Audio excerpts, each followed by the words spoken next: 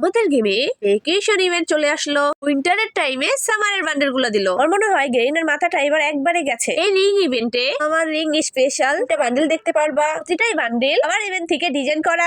ছাড়াও এই ইভেন্টে থাকতেছে M590 একটা স্কিন। এখানে তোমরা আরো কয়টা আইটেম দেখতে পারবা। ছোট ছোট জিনিসগুলো তোমাকে টোকেন দিয়ে কানেক্ট করতে হবে। এখন আসো আমরা ডায়মন্ড দিয়ে স্পিন করি।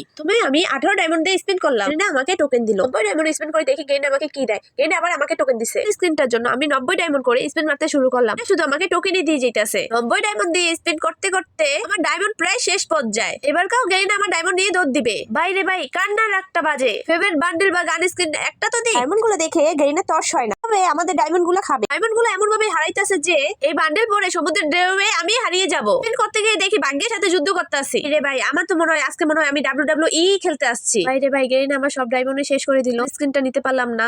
আমি বান্ডেলটাই নিয়ে নিলাম। বান্ডেলের মধ্যে তোমাদের কোন বান্ডেলটা সব থেকে বেশি ভালো লাগছে কমেন্টে জানাও।